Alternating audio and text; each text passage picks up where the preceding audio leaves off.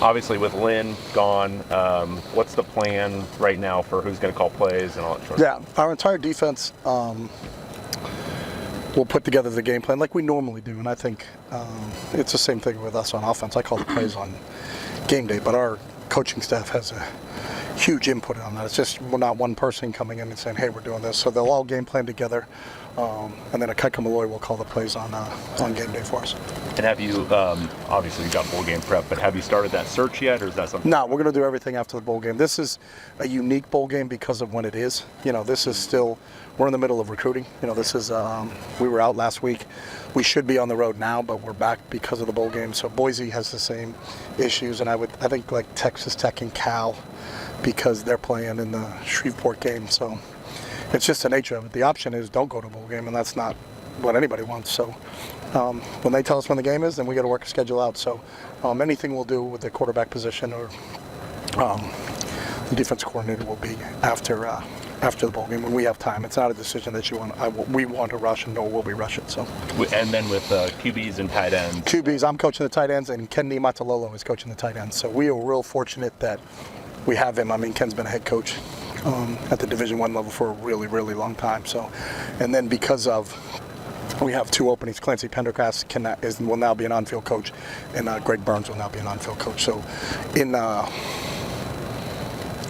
bullpen, so to speak, to have someone like Ken, Clancy's been a defensive coordinator in the Super Bowl. Burnsy's been in this league for a really long time as a position coach. So to have those three guys, they all were out on the road for us. And now to have those three guys being able to step in has been huge for us. So. It's been a busy week for Latu. Obviously, you're part of that with I think in Houston for that ceremony. Yeah, and then yesterday for the lot. We were in here game planning for Boise, and then I got down there for the banquet. But it was awesome. You mentioned you were going to talk to him about a bowl game decision. Yeah, Latu will not play in the bowl game. He's been away. He's got a lot on his plate. He's got finals coming up. He had 3 finals. He was studying yesterday. I got to the lot awards right about when they were just about to start, and I had talked to him, and he was trying to manage. He had a final today. Then he has 2 more coming up. So Latu is the only guy we have, but in that situation. But in terms of in preparation for the NFL and really trying to finish up school for Latu. So Latu is not going to play in the bowl game. As far as the guys who have entered the portal, or as far as any of them sticking around? We offered that to everybody, but right now none of them will be here for bowl practice. So. Do you anticipate anybody else putting it? You never know. Based on I think we're at 8 or 9, which is we have 120 guys, which is somewhere between 7 and 8%. So it's happened everywhere.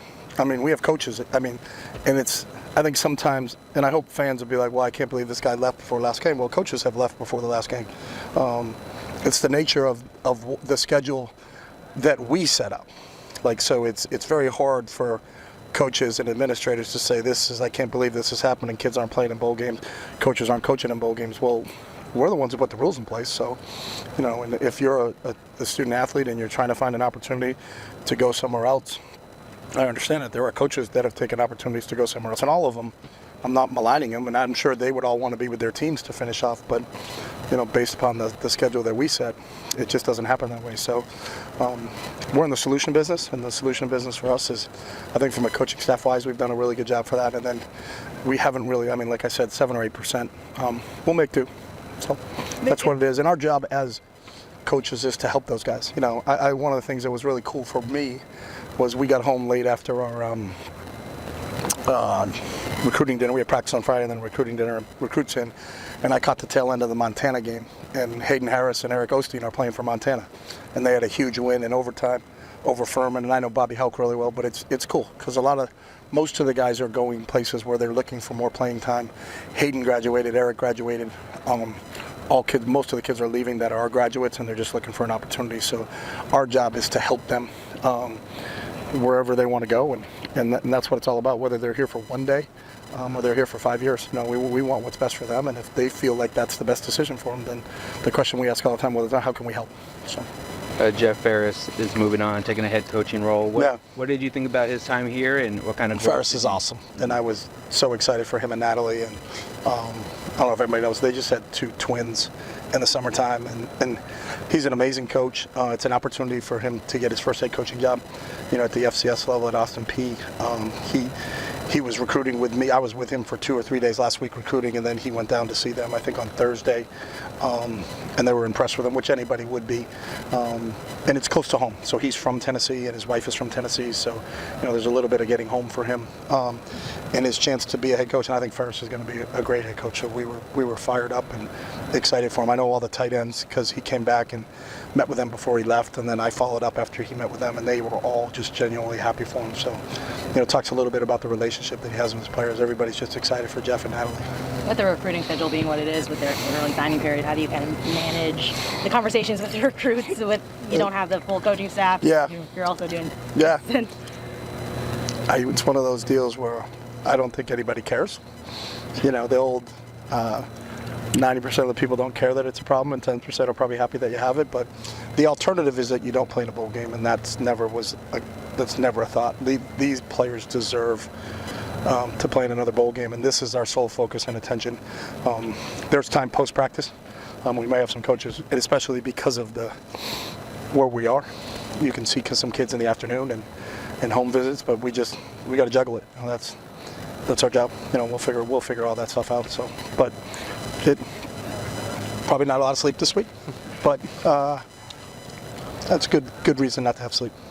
Chip, obviously you guys are juggling, you're busy. Yeah. A couple weeks, but how's that past couple of weeks been for you?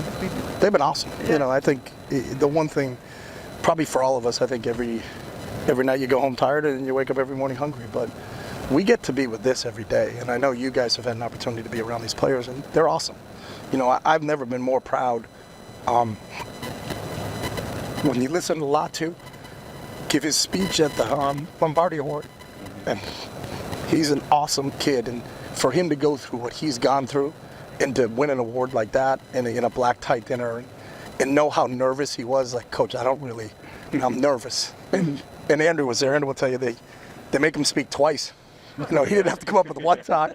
He gave an unbelievable talk to begin with, and then he won it, then he had to talk again. And he was amazing. And then last night, they did a great job at the Lot Awards. He got interviewed by Joel Klatt in a question and answer period, and then you just come away with like, wow, what a special young man. And the fact that we had a chance to help him along in his journey is what it's all about. So the last couple of weeks have been they're always awesome. Any day we get a chance to spend with these guys is awesome. So the noise around program around you that outweighs it? Yeah, I don't understand the noise, to be honest with you. So we win on Saturday. We will win the second time in the last 35 years that they've won 8 or more games. So I think that's what these players are trying to, over a 3 years period. So that's what these players are trying to get accomplished. Accomplish something that's only been accomplished once since 1988. So we're fired up to play another game against a really good Boise team. You said you were handling quarterbacks Yep. this week, and how's everything looking in there with Ethan? And, Good. Health. He's been out here the last couple of days, and obviously we've got 3 big days of training here, Monday through Wednesday, and then we always make our assessment when we get to Friday. But he's been great. Ethan's a tough sucker, so he's a really good football player. So he's been good. How tough was it losing Kamari, given not only his production but also how young he is, and what does the safety position look like right now? Yeah, anytime you lose any of those kids that went to the portal, I think they're all integral members of your team. You know what I mean? And you would hope guys could finish out, but again, as we talked about earlier, the rules are the rules. So, and we don't harbor any ill feelings to anybody in that situation. So, but it's no different than a player got injured. So it's the next guy up. So, Alex is here, Kenny Churchwell is here, Jordan Anderson is here. So, we're going to fly around, and I don't know if there's a team in the country that will have their entire team intact when they play in the bowl game. Everybody's going through something, some a lot more than others. Again, our numbers aren't that high, but there's 1 or 2 kids that would have played for us on Saturday that aren't here, so we'll just make those adjustments. And as far as young guys, guys who are, true freshmen may get an extended look, is that? Yeah, there's no, let me clarify, there are no extended looks. Like, we're trying to beat Boise, so if anybody in this football program can help us beat Boise, then they'll be on the field. But this game is not a tryout to see what this kid could be like in the future. I know, and that's maybe a little bit of a misconception. We've had some other practices where ones get reps, twos get reps, three gets reps. We've been coaching everybody because you've been taking advantage of it. We did that last weekend. We did that the weekend before. But, you know, our sole focus is playing against a really good team that just won the Mountain West Championship. And it's not about tryouts or anything like that. It's about trying to get the best 11 guys on the field as we can to defend it and try to score on a really, really good football team. How hard is it to scout Boise right now, given their own kind of departures and all that? I think it's the same for everybody. So, you know, you got the one thing is they have all of our games, we have all of their games, and you just go. They're doing the same thing, looking at us. You know what I'm saying? So we're doing the same thing, looking at them. So we don't look at anything as hard. We just look at this is what we got to do. So let's go. What did you think of Spencer getting hired at Boise? Literally an hour or so before that, during the press conference, you thought they should hire him, and then the news came out. What did you think of it? I did not get, or maybe he's waiting to see me in person for an agent fee. I did talk to him the other day, and I was just really up for him. I think he's a heck of a football coach, and I think Boise made a great decision. So, and that's a storied football program that's had some amazing head coaches there. So the fact that he can continue in that legacy is a credit to him. So, and I think what he did, you know, when he took over, I think he was the first coach to ever win a conference championship as an interim coach. So that says a little bit about him. So, have you gotten a chance to consider potential needs in the transfer portal? Yeah, that's always been done. So we've had transfer kids in on visits already, and we'll continue to do that. So you can't wait. You know, transfer portal is kind of like speed dating. You better, if you think you're going to take 4 or 5 days sometimes with some kids to make a decision, like, hey, he already committed to another school before you even got a chance. So that's where most of our coaches last week, we were recruiting high school kids as we normally do, but we were still seeing transfer kids as we go, and that'll be the same mode this week. So it's full go, you know, in both phases, both the high school and the transfer portal. What would be the better way to do that, scheduling wise, as far as bowls and bringing you roll the roll? That takes way too long, because I understand school starts in January, so that's why people are now trying to figure out where they're going, and some of the bowls actually occur after school starts. So, you know, you'd have to reconfigure the bowl schedule a little bit to figure that part of it out. But I would think there are smart enough people, if they can get together in one room and talk about it, they could. But those are the challenges that I think our sport faces. I think our sport faces challenges in realignment. Our sport faces challenges in the transfer portal. Our sport faces challenges in the NIL space. And, I think it would be good if there was a commissioner of college football that could, and everybody, to get everybody on the same page. Because right now, it's just done at the conference level. So, how is this conference compared to that conference? But now, everybody just went to different conferences. So, we have no one to blame but ourselves. So I'll make sure we all understand that we're not, you know, but I think there are enough smart people. If you take, and I've said it before, you know, you can take Greg Sankey and Chris Peterson and David Shaw and Gene Smith. I would take those 4 guys and lock them in a room and tell them, you guys figure it out. When you come out, we're all going to follow you. Because I think those 4 guys they love the game, and I think they're forward thinkers. And there's 2 coaches and 2 administrators. You guys go hash it out. And then when you come out, we'll get a puff of white smoke, and then we'll fix this whole thing.